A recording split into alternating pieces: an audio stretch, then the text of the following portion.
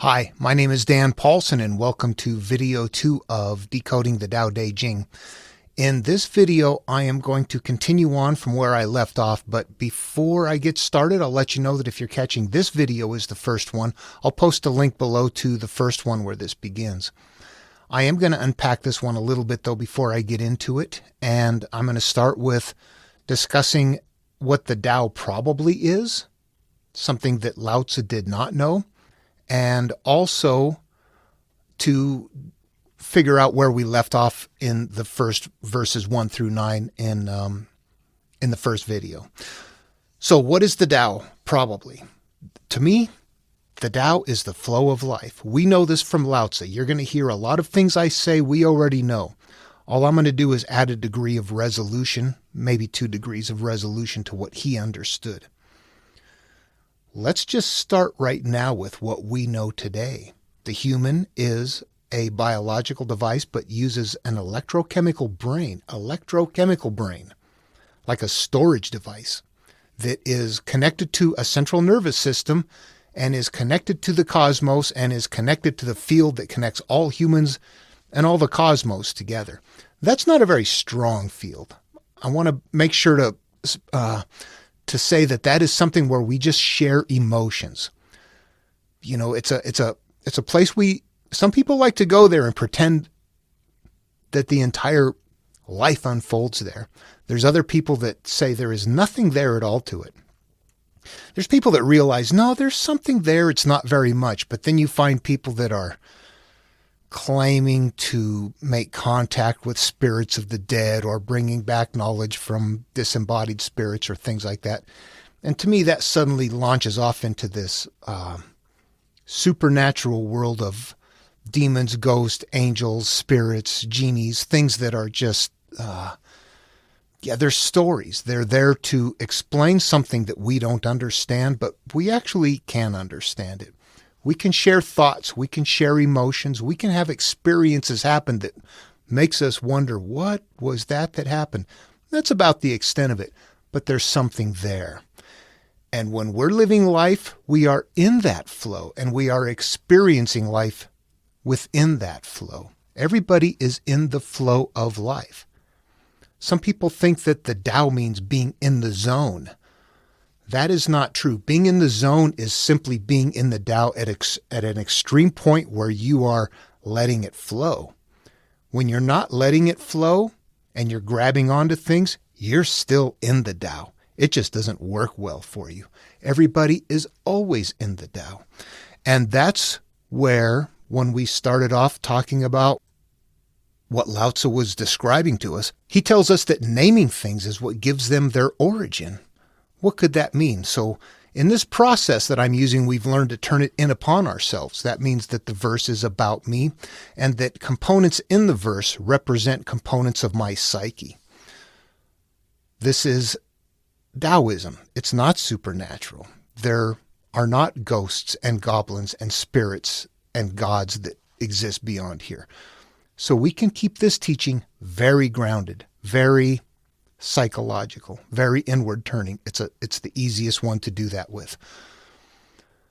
When we name things, we're naming our experiences in life. We are naming them as good or bad, and we are storing them that way. We are giving ourselves life as we experience life by determining what is happening to us as good or bad, hateful, hurtful, shameful, judgmental, prejudice, all of those things that we take on that we're not born with, but we network into as we learn. Those create the division that we are, and that is the naming of the things that when we're living our Tao and our life is unfolding.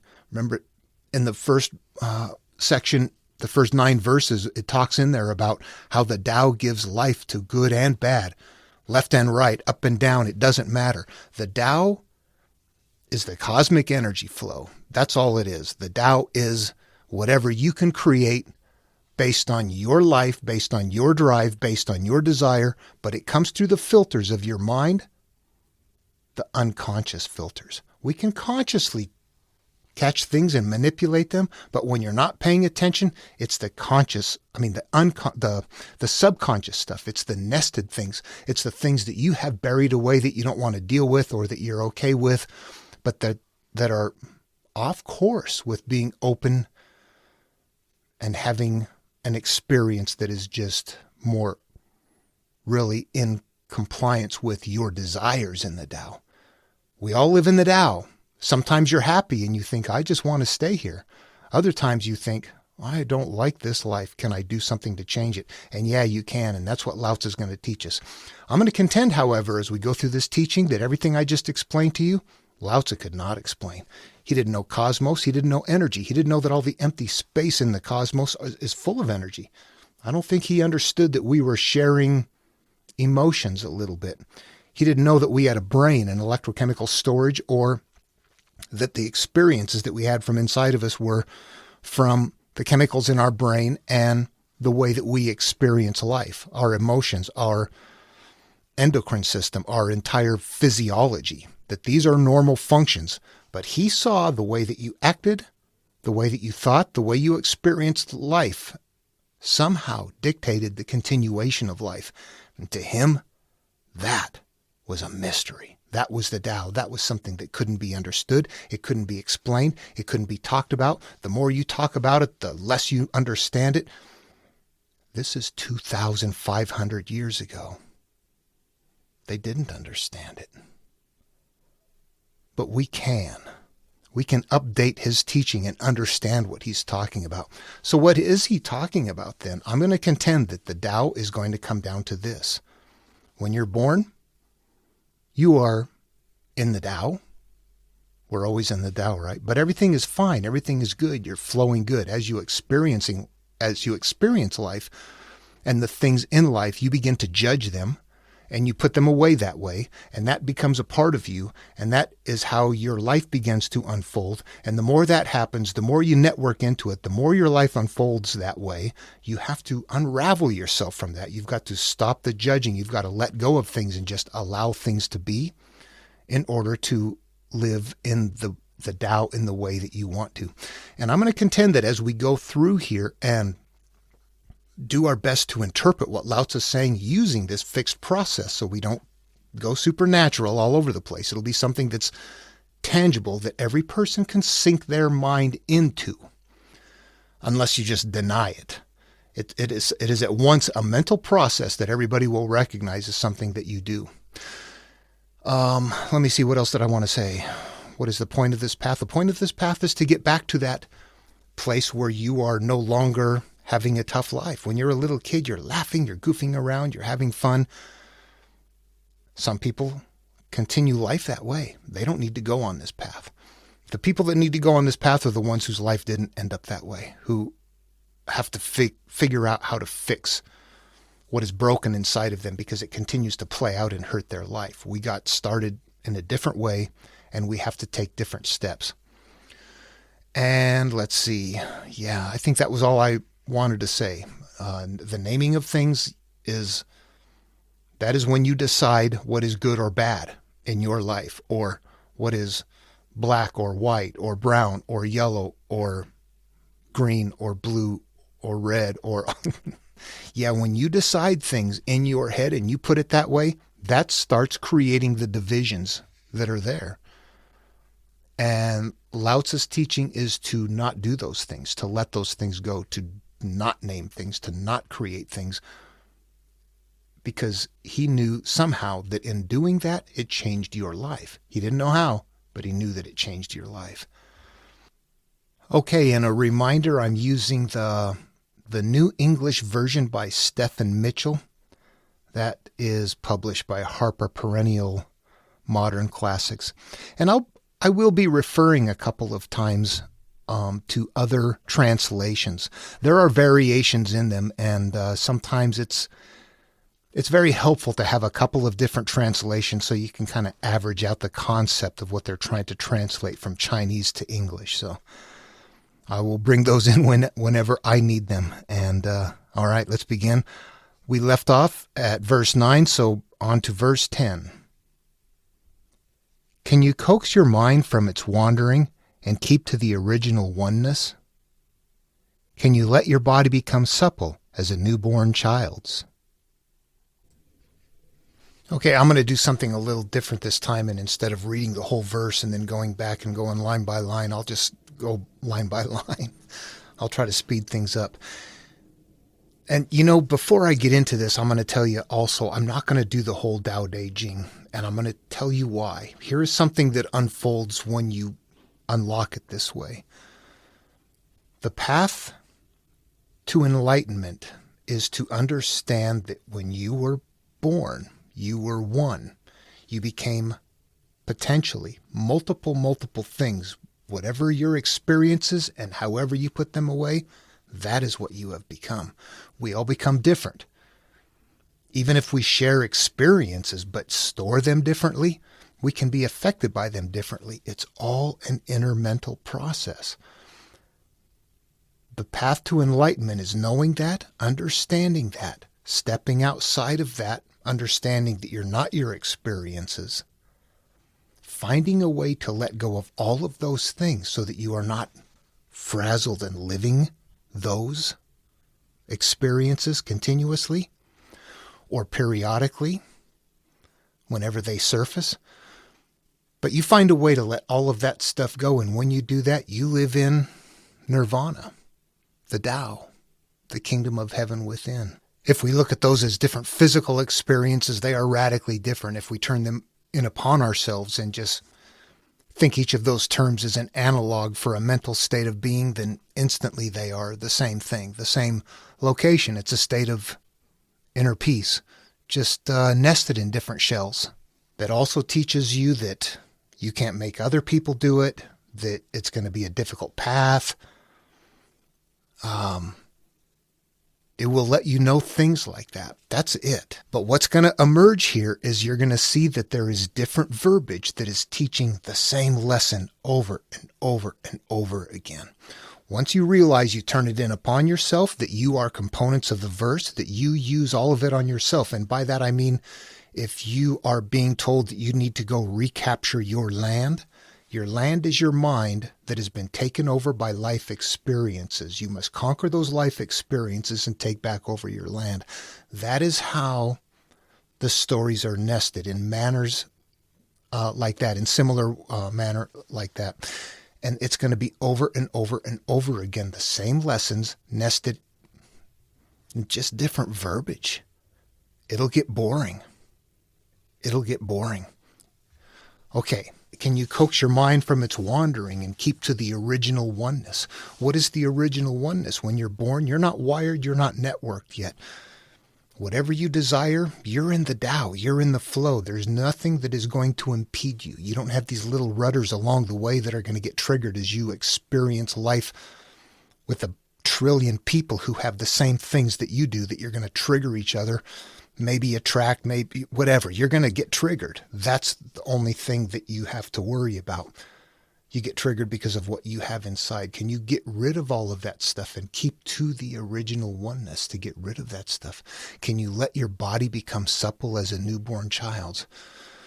Physically, we can't. We got to turn this inside of ourselves. So you don't let your body become as supple as a newborn child's. You let your mentality, your mind, the body is an analog for the mind when you turn it inward, as supple as a newborn child's.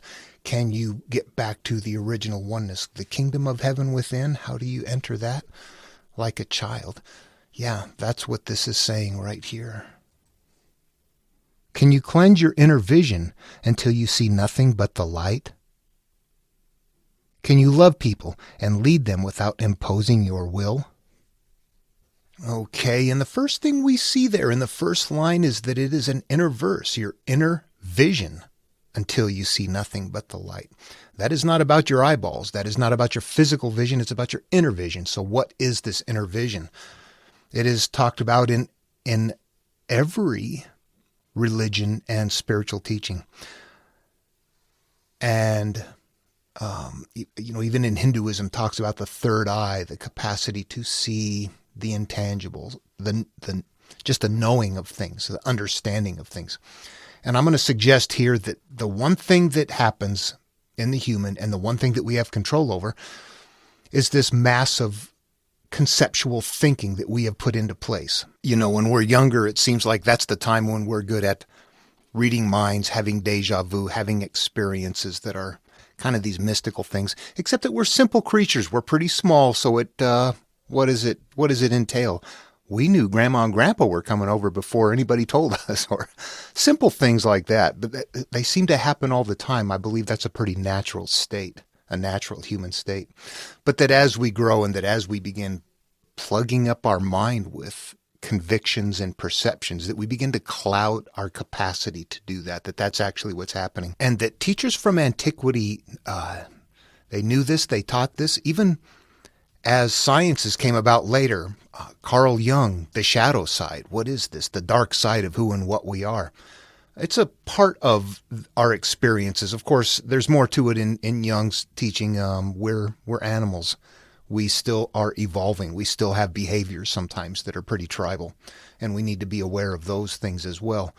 But by and large, even Jesus teaching, you need to clean the mote out of your own eye, the wood out of your own eye, the beam out of your own eye before you can take the splinters out of your brother's eye. You cannot help someone else see clearly unless you can see clearly. In Buddhism, there's a statue eye opening ceremony, and it's symbolic. Each of us, when we go on the path, we become the Buddha. Our eye opens. This is the spot. Where else is this? Where we see clearly at one point and we don't later on. Look at your life. What happened? We grew, we developed, we took on beliefs. That's it. Right there. That's it. That is something that, unbeknownst to us, as we're living life, we are experiencing life and storing it that way. And that prevents us from seeing things clearly, experiencing things the way we want to, flowing in the Tao properly. We are now actually being guided by things that we kind of want to deny. Can you cleanse that inner vision, that capacity to see things? Ultimately, this is about getting rid of your conceptual thinking. That's potentially intense. It sounds easy. Oh, just stop doing this or stop doing that. That's what people say, and then you're stuck right there. Oh, I try, but it doesn't stop. Something still is happening. There's something that isn't right. What we know that Lao Tzu couldn't quite know is that we have a point in time where we had an experience and we've decided to judge that. That is shameful. That is hurtful. That is painful. That is ugly. We know that we have that stored electrochemically as a perception, and simply to relook at it and say, I no longer believe that, or I realize now that those people aren't that way, or that this person was just having a bad day, or whatever the case may be. But the reality of it is we are experiencing all of those things in life because of what we're holding up here. And what we're holding up here creates our life when we're not paying attention and we continue to respond to it. We need to stop and step outside of that. And Lao Tzu's not saying that here. Can you cleanse your inner vision? What is that inner vision? What do we need to clean? What got dirty? That's the only thing that happened to us in our life. That's it. That's what got dirty. And that is what, that vision is, it's metaphor. Okay. What happens in the next line, though? It jumps right into, can you love people and lead them without imposing your will? That sounds like it suddenly went from an inner verse to an outer verse. It didn't. Lao Tzu has this technique of jumping in and out of something. Inner being, lead the people. Inner being, lead the people. It sounds like he's jumping in and out of an inner view and then a world view, an inner view and a world view. And that's not what's happening. What's happening is kind of like his version of 500 years later, Jesus came along and taught, you may have heard one time this way, but I'm telling you now this way. He's kind of, in Jesus's teaching, he's telling you to go from the physical world to the inner spiritual world. This is Lao Tzu's version of the same thing. If you look at it, you will see this happening repetitively. We turn that line in on ourselves. Can you love people and lead them without imposing your will? This is not about the physical world. We know already, as we look at life and we learn, we understand things, that we can't change the world by going out there and forcefully getting in people's faces and changing the world. What does that do? It makes more anger. It makes more hatred. It makes it worse. It doesn't make it better. You don't lead people that way, but people are doing that and people hate each other. And there's a point where you look at this and say, is this really a teaching about the world? Every teacher has taught us that the only way the world changes is when the individual changes. You have to change yourself. You do not change other people. You change yourself. You create a new course. You become an example. And people that want to follow your example will follow your example, or vice versa. So we don't want to look at this verse as I am a leader and how do I rule people or how do I lead them without imposing my will.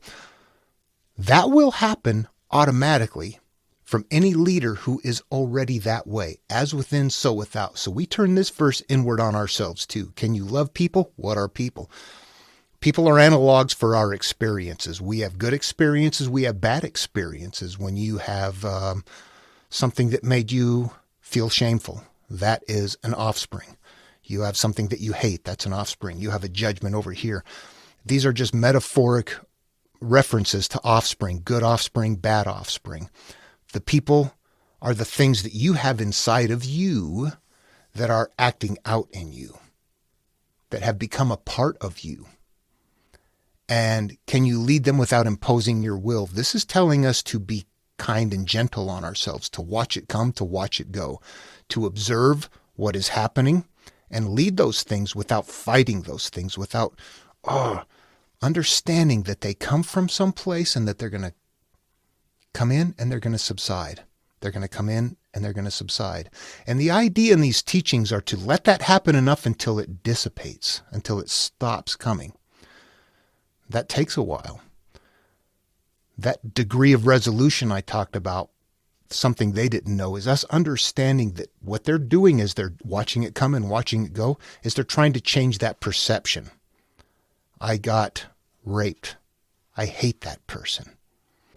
I watch this pain come, I watch it go, I watch it come, I watch it go, I watch it come, I watch it go. I want to forgive that person because I've gotten to a point in life where I realize I'm carrying that hurt inside of me and it's continuing to hurt my life. So I need to forgive that person so that it doesn't hurt me anymore. What we know is that it's the perception. It's the way that you experience that and decided at that moment, I hate this. It's that I hate this moment right there that has to change. We can see that part right there. But at the very least, what Lao Tzu is saying, can you love yourself and your experiences and the things that arise within you without forcefully imposing your will on that stuff and letting it come and letting it go? That's what Lao Tzu is saying. And I'm suggesting that we can go a little bit further and look at it and realize that it's a way we perceive an experience that is actually what the manifestation is of that person, that offspring, that whatever it is. Anyway, okay, so we have to read them that way or we get lost in this idea of, is this inner teaching or outer teaching? Lao Tzu is not a spiritual master from antiquity telling us how to rule our little country. He's a spiritual master from antiquity telling us how to get our country back. This is a personal teaching. We have to read them all that way. He's nesting it in a way, though, that you have to figure it out, number one. And number two, it's common. You will see people, offspring, Cain and Abel, one good, one bad offspring. The bad one wins. These are going to be something that emerges repetitively throughout these teachings. Anyway, okay, moving on.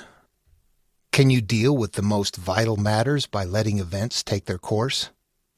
Okay, I think we can all recognize this one. Just be in the now, letting things go, not dealing with stuff on its terms.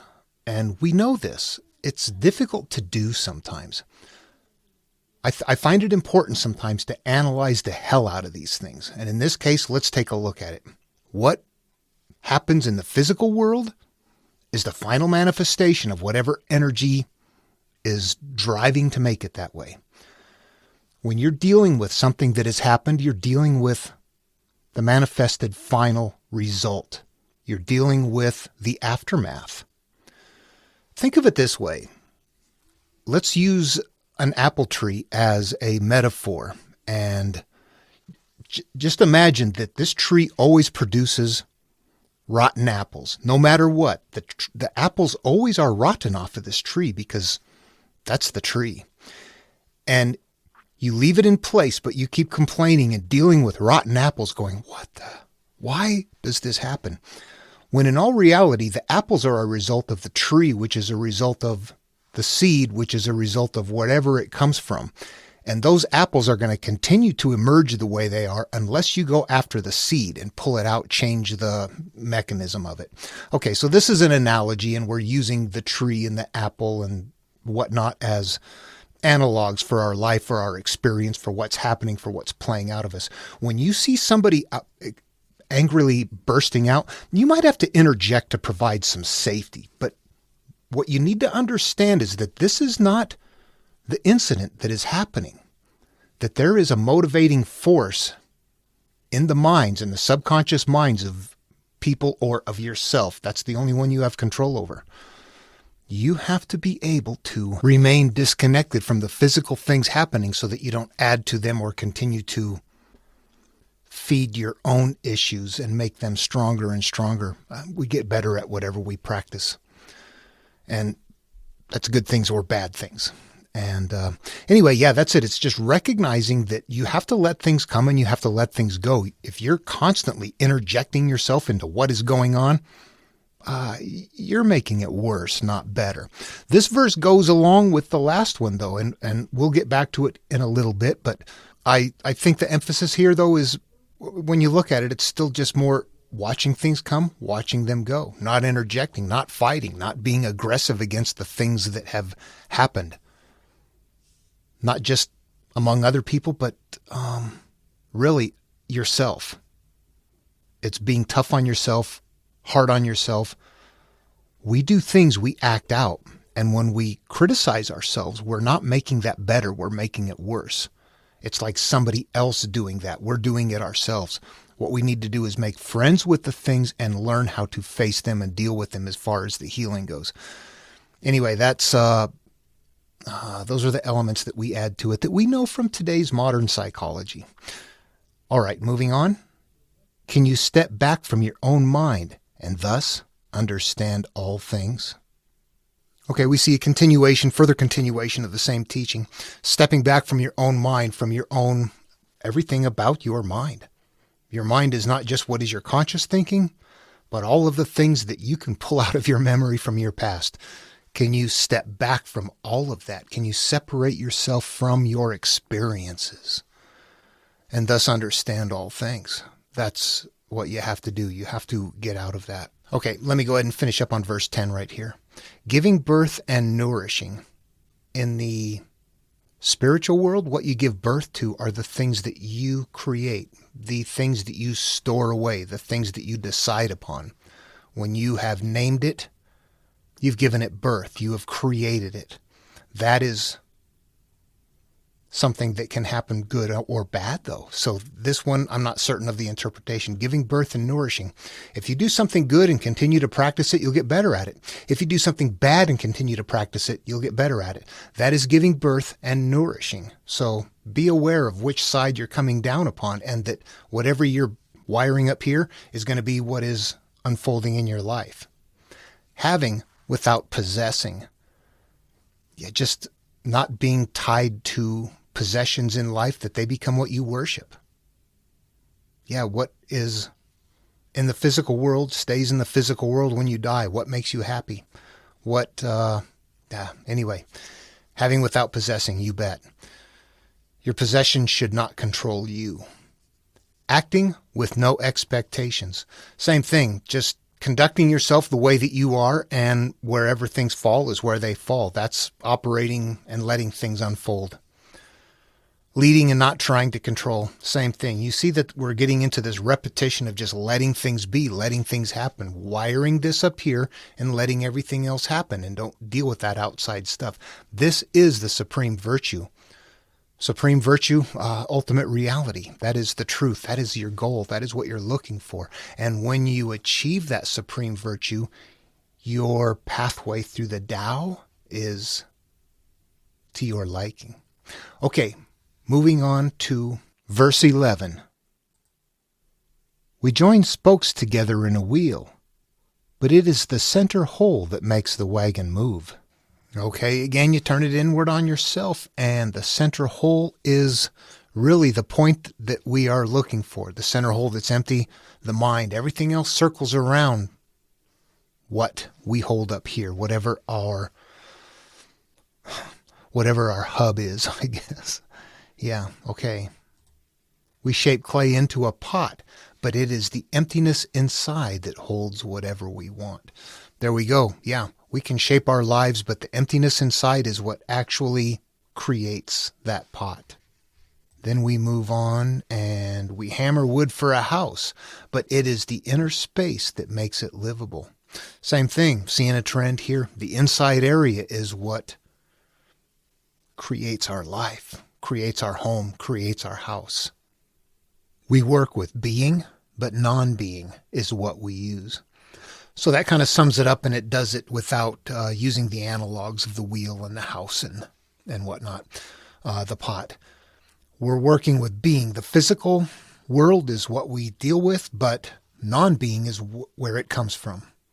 Our inside, the quality of our inside dictates the quality of our outside. Okay, before I go on, I'm going to say that there's a lot of verses in this book that if I go through all of them, I'm going to run into 8 hours of video that is incredibly repetitive. I don't believe that's what I want to do. What I would rather do after showing you how I unlock verses using this process and what I've done so far is I'm just going to kind of jump through and grab some at various places, and we'll cover them. And there are, in all of these books, there are interpretations somewhat by the people who did the translation itself.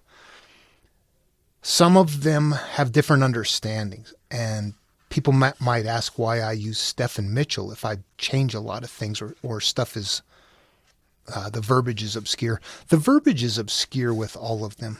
He's actually done a lot of work in other areas that I'm somewhat familiar with as well, so I kind of have a better understanding of what he's saying. And so I know when he's using terms like heaven or hell or God or things like that, that he's not meaning it in a heaven, hell, or God kind of a way. He's just trying to reach an audience. Again, those terms have baggage with them, though. So yeah, I would think to study them. The Tao Te Ching is tricky. You go through and read those translations, different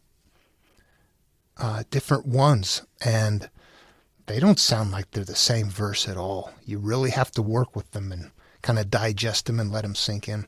Anyway, okay, having said all of that, let me go ahead and jump into a few more of them here, and we'll just keep on using the same process and see how it unfolds.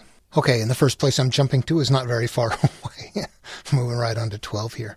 I like this one, though. It's an important one. Take a look at this. Colors blind the eye. Sounds deafen the ear. Flavors numb the taste. Thoughts weaken the mind.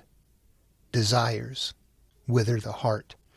There's a couple of things to look at here. Number one, take a look at the first 3 lines. Colors, sounds, flavors. Physical world. Then it moves right to where? Weakening the mind. It goes from the outer world to the inner world right there. Although I think I'd have to say from the physical world to the mental world. Okay, and that's only one part of this verse. That's one layer that there is. The colors blinding the eye, sounds deafening the ear, flavors numbing the taste. I look at that as just really kind of a way that you engage with life. When you like something and you go after it and you get so much of it that pretty soon it becomes regular. It's not special anymore. If life is continually striving for higher and higher levels because you want more and more, I think sometimes we need to just step back and keep consuming smaller amounts of whatever it is we're after for our pleasure. And we don't need it every day. We need to find peace and happiness on a regular basis. The more you get into the flavors, the sounds, all of that, the physical world, the more the trappings of that catch into your mind, or that you get caught up in, then you just get caught up in the physical world. Thoughts weaken the mind, and that is, when your mind won't stop, and it won't stop because of all of the things that in your lifetime you have named and given life to, that makes it so that your hub is not empty, that your house is not empty, that your vessel is not empty, all of the above. It doesn't have the capacity to flow for you in the way that you want it to. And desire's withering the heart.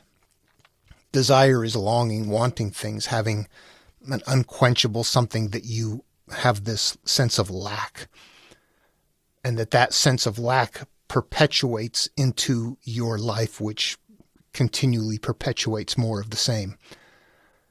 Desires wither the heart. The heart in this case, they're not looking at the brain again. Remember, they don't know what the brain is, and the heart is probably something they're describing as the way that things feel when your carnal mind isn't paying attention. They're not, Taoists don't have this idea of a soul that's doing things. So when we're looking at an interpretation like this, basically what it's saying and what we understand is that when we live with angst, we get angst. Desires wither the heart. Yeah, it hurts to not get what you want. And if you continue to want things that continue to go and more, there's a diminishing return there. We know that. Okay, I'll finish that verse. The master observes the world, but trusts his inner vision. He allows things to come and go. His heart is open as the sky. So there we have it. Yeah, you observe the world, but trust the inner vision. You see what's going on, but you know that things that are going to emerge from you once you've done all of your house cleaning up here, everything is going to be fine, and you'll know that, and you'll just observe it come and go. Your heart's open as the sky. Yeah, you just observe things come and go. So life would naturally unfold more in that way. Okay, let's move on now to verse number, I'm going to take 14 here and just go through the whole thing. Look, and it can't be seen. Listen, and it can't be heard. Reach, and it can't be grasped. That's the Tao. Then know what it is. It's just magic. Above, it isn't bright. Below, it isn't dark. Seamless, unnameable, it returns to the realm of nothing. Form that includes all forms. Image without an image, subtle, beyond all conceptions. It is the energy that can become anything. It's the cosmos that can manifest into something for us. Yeah, that's it. Approach it and there is no beginning.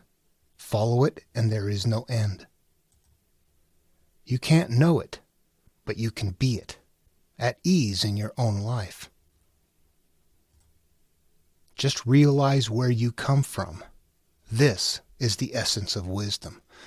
That's the line right there. Just realize where you come from. Where did you start in life? How did you start? You didn't have those judgments. This is the essence of wisdom. Get back to that emptiness. And of course, everybody that's been to Sunday school as a kid should recognize this as the way to enter the kingdom of heaven within is to become like the child again, to do so as a child. So we see that as a prevalent teaching in the spiritual path, is to get yourself back to that pre-wired condition, letting things go. All right, I'm going to go to verse 42 here. The Tao gives birth to one. One gives birth to two. Two gives birth to three. Three gives birth to all things.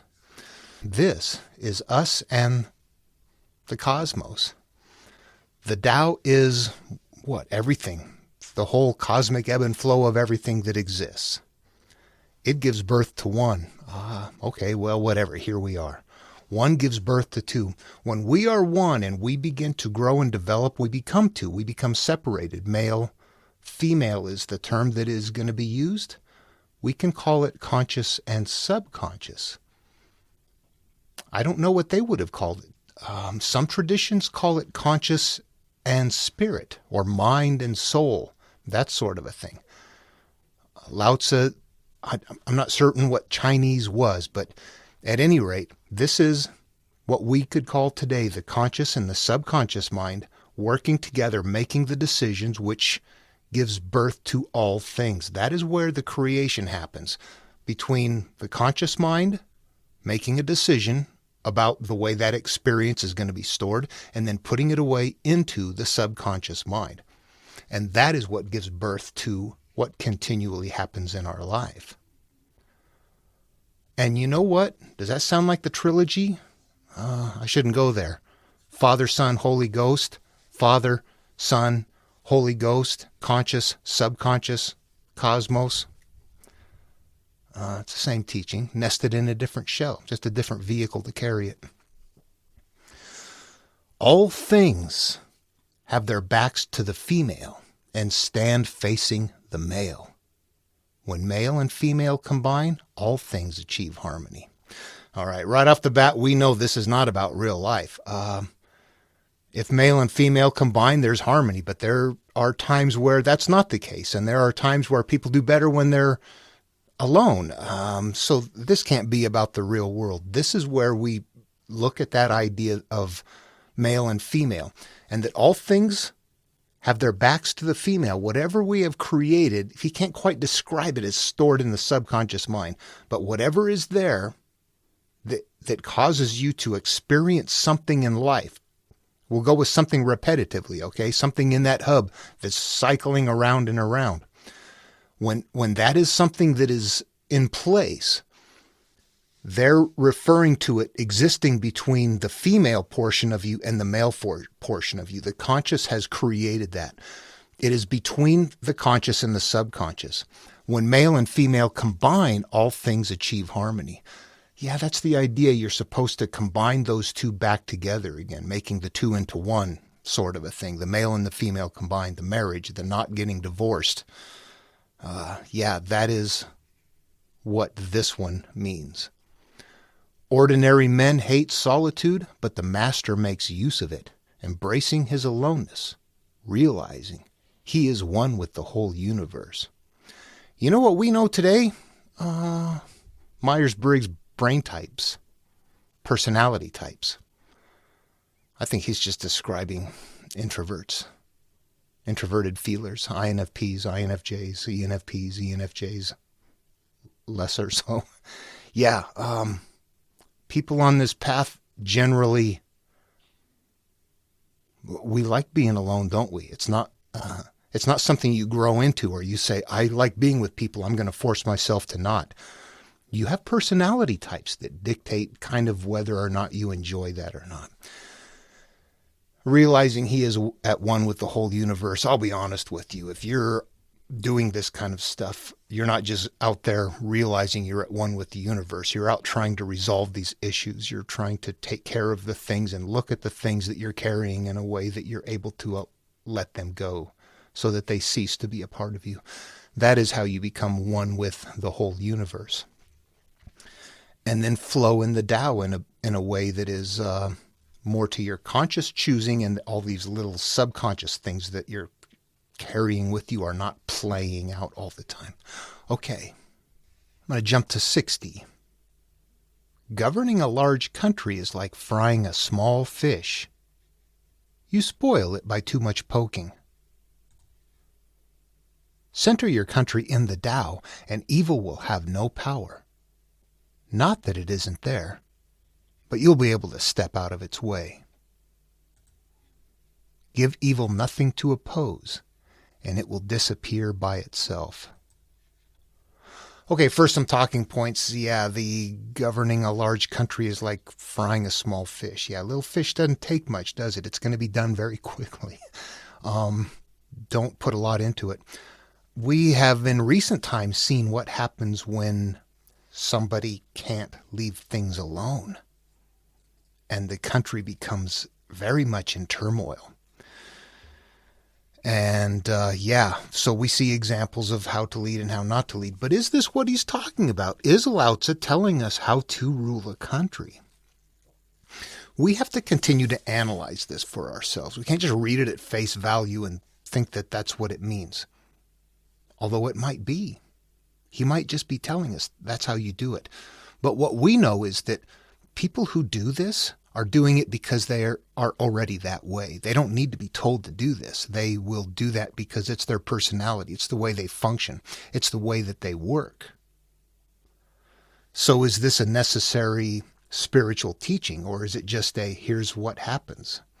Or did he think, oh, anybody can grow into this, when in all reality, there are people who cannot grow into this? I don't think so. This is one where if you do turn it in on yourself and use it and call yourself the large country, and frying a small fish is taking some kind of an action to prepare something to eat, you spoil it by too much poking. Yeah, it doesn't really turn inward. This one doesn't. And it may have not been translated exactly right either.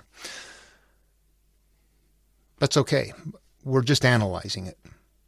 Center your country in the Tao, and evil will have no power.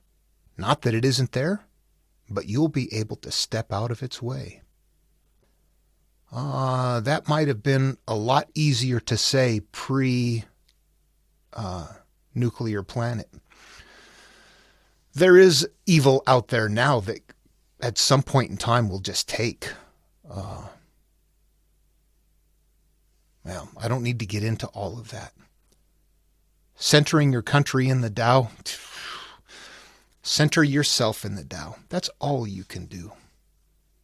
When we look at Lao Tzu's work, and you look at things like this, and I realize he probably is not always teaching an inner path. Sometimes it's here's just how to rule your country, how to take care of the people. And that's all there is to it. And, that's fine if you are the seeker on the path going this way, and then you're going to be the one that rules the country. I don't see that happening usually. The people that rule countries are not the quiet introverts. Okay, so we're just analyzing these things and looking at them, and I look at this and say, I don't see anything here that makes me think, oh my God, I better go do this and accomplish this, or else I'm not going to change my flow in the Tao. This doesn't have anything to do with that. Give evil nothing to oppose, and it will disappear by itself. Karma. The measure you mete into others will be likewise meted unto you. Whatever you feed grows stronger. Give evil nothing to oppose, and it will disappear by itself. Get out of the way in the face of danger. When you're facing opposition at some moment in time, just step back and go, I'm not doing this. I don't have to. And eventually, it will disappear by itself. This is kind of on a personal level, or maybe on an inner level. On a global level, I don't think we can go this. I don't think we can say this anymore. I really don't. Okay, I'm going to move on to verse 69. No nested meaning there. I just need that verse. The generals have a saying, rather than make the first move, it's better to wait and see. Rather than advance an inch, it's better to retreat a yard. All right, without getting into or speculating a lot of ideas about Chinese warfare from 2,500 years ago, I don't want to do that. You could just say something here like, maybe what they're suggesting is that you want to find out what your enemy has. So you get them to throw the first punch. You see what they're coming at you with. This is Lao Tzu teaching the Tao. Is he teaching how to go to war? This is called going forward without advancing, pushing back without using weapons. I recognize this part as a dichotomy, like one of Buddha's dual verses. This is called going forward without advancing, pushing without using weapons. This is something that I find difficult to explain if you're talking about the physical world and taking a couple of armies and going to war. So we're going to get somewhere else with it. There is no greater misfortune than underestimating your enemy. Underestimating your enemy means thinking that he is evil. Underestimating your enemy, of course, you never want to do that. But then it comes along and says, underestimating your enemy means thinking that he is evil. What does evil have to do with underestimating somebody? Evil is something we do to people in order to justify going to war. we demonize them. I don't think you can go to war and kill people that you have respect and admiration for. You must lose all of that, and you must make them something worse than you in order for you to do that. So that's a mental problem right there. That's a humanity problem. Thus you destroy your 3 treasures and become an enemy yourself. That 3 treasures is used in a couple of the translations, but not all of them. Basically, it says you destroy whatever it is you have that you can work with, your treasures, your good stuff. So we see that he's not talking about war here on a battlefield. The battlefield is up here. The war you wage is on yourself, your own life experiences. And let's just ignore the first part of what he said, because I don't see a lot of value there. What I do see value is right here in the end. When 2 great forces oppose each other, the victory will go to the one that knows how to yield. So throughout this verse, he's talking about kind of this back and forth, doing things without committing. It's kind of the same teaching all throughout, simply worded in a different way. When it gets down here, though, what are the 2 forces? The 2 forces are us. What we want to do, what we do instead. What we really don't want to do that comes out when we're not paying attention. We have internal conflicts. Those are the 2 great forces. Who's going to yield? If I cease being hard on myself, they're looking at trying to heal this, not knowing the brain. By continually being easy on yourself, by not judging yourself, stepping outside of yourself, watching you have the experience, instead of you being inside yourself while that experience is playing out, it stops right there. You will know, oops, there's a part of me that is acting out. There's a little part of me. This presumes we're past the ego point, though, that says we are right. We, in a growth mode, we have to recognize when we're freaking out like that, we got a problem. No matter how much you think you're right, you're not. Even if something needs to be resolved, there's ways of resolving it without creating conflict and hurt. That is what we need to do inside of ourselves. But I think we can take it that 1 degree further and say, from a psychological standpoint, what we know today is that the issues that we have to do with the way we believe things to be, the way we've judged them. And in some cases, we may have a situation that's a belief or an experience, and then something that is a belief, an emotional pain or judgment that goes with that experience. And right there, that emotional pain, that is the seed. That is where everything else grows from. The experience happened. Yeah, it happens to almost everybody. We need to figure out a way to heal and not hold on to those experiences, because doing so is what creates the rudders that we have that takes us through the flow. Anyway, I'm going to end right there with my interpretation, my efforts, my theoretical ideas. I do want to say that these different versions, all of them, I really would recommend a cross reading. It's difficult. And there are times here, we just covered 69. There are commentaries in the back of many of these books by the authors. This is what Stephen Mitchell said about 69, about the 2 great forces oppose each other. The victory will go to the one that knows how to yield. So being easy on yourself and stepping outside of yourself and doing all of those things. This was his interpretation. Underestimating your enemy. Even thinking of him as an enemy is dangerous. If you need a word, use opponent. May the best man, as they say, win. He doesn't know what's in the verse. He didn't turn it inside. When we turn it inside, we can do more with it. We have to resolve our conflict. We started out as 1. We became 2. We need to become 1 again. The becoming 2 really is the... Measure it by your emotion. How does your life unfold? How do you feel about that? That's a product of your experiences. It's also a product of your environment and other things. Those are not covered here. This teaching is about your personal growth from where you are. Anyway, I'm going to end it up right there because I think you can see that there is a lot of similarity. And I think that all of these teachings from antiquity, the myth, religions, spiritual teachings, in various ways are all nesting this same teaching in a different shell, in a different outward-looking path. If you were to follow what these say, if you were to apply yourself to Buddhism, and you get rid of all of your dichotomies, and you let go of the things that you cling to, and you find inner peace, you will reach nirvana. That is a state of being.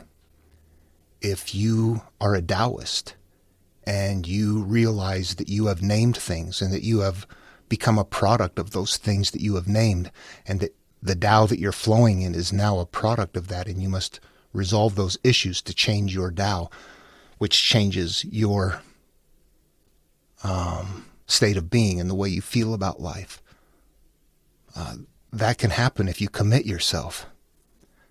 If you pick up a Bible, this is difficult. Avoid Christianity. If you pick up a Bible and you read the parts that Jesus teaches about becoming empty in yourself, forgiving, loving your enemy, even all of those same teachings, and you do it with conviction and truth, forgiving nature, loving nature, you will reach what is called the kingdom of heaven within, which is a state of being. All of these teachings have their own way of getting you somewhere if you look outward.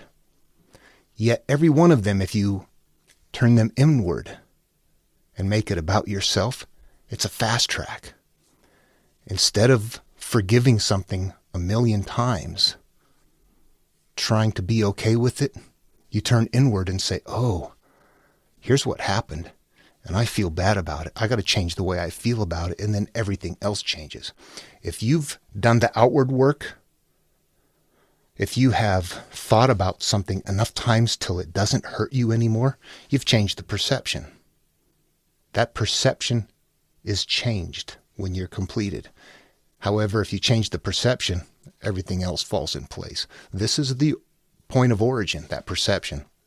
Okay, I'm going to bring this video and this series to a close, actually, unless add some comments below. If there's any of the verses you want to hear my thoughts on, go ahead and comment, and I may reply in a comment, or it might drive another video. I've got some other ideas, some other things that I want to move on to. The biggest thing really is probably for me teaching people the analogs, how we find ourselves wrapped up in these stories. I want people to see themselves in there. I don't want people to listen to me. I want people to say, yeah, I see what that guy is saying. Anyway, I'm hoping that's the case. But, all right, well, it's all theoretical. I think it's pretty solid, though. I'm confident with it, and I've applied it. It's changed my life. I'm still applying it, actually. It's not like you flip a switch. It's an ongoing thing. Life becomes very networked for us in massive ways that they never had. We have so many things available to us. We have so many things we do throughout the day that they might have done that much in a year. I don't know. Their lives were simple. Ours are not. I think that what I've looked for is a way to, I guess, interact with this procedure more, so that it's not just this nebulous, mysterious, mystical teaching that I can't quite get. I think that if there's something nested in there from a master, that's what I want to find out. I want to pick his brain. But you know what, though? Seriously, if Lao Tzu was here today, Buddha, everybody, don't you think we'd all be grouped up trying to still work on this stuff, still advancing it, still figuring things out? We would have to update them on a lot of things. If we described to them what we thought, they would look at us like, I don't even know what words you're using. What does that even mean? We got the same thing going back and forth. We need to put ourselves in their place. I always like to tell people, use your imagination. Pretend you are a little shepherd boy 2,000 years ago in Egypt someplace, or 2,500 years ago, a little Chinese peasant boy out tending his goats or something.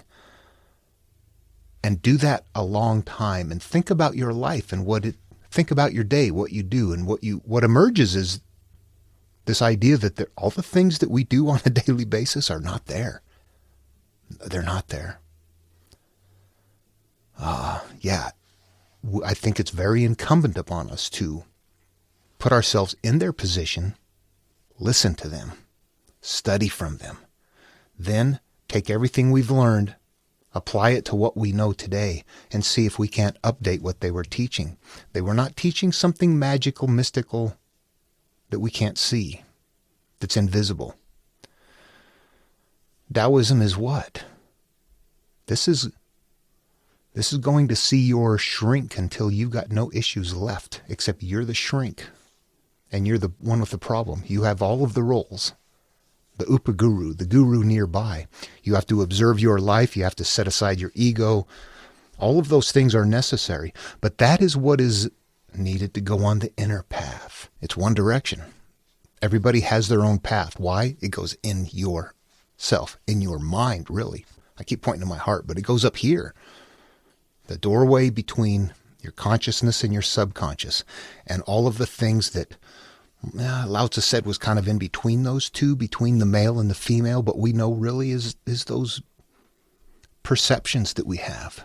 Well, anyway, okay, the imagination's a wonderful place. Everything happens up here anyway. Might as well take some control over it, right? Okay. See you in the next video.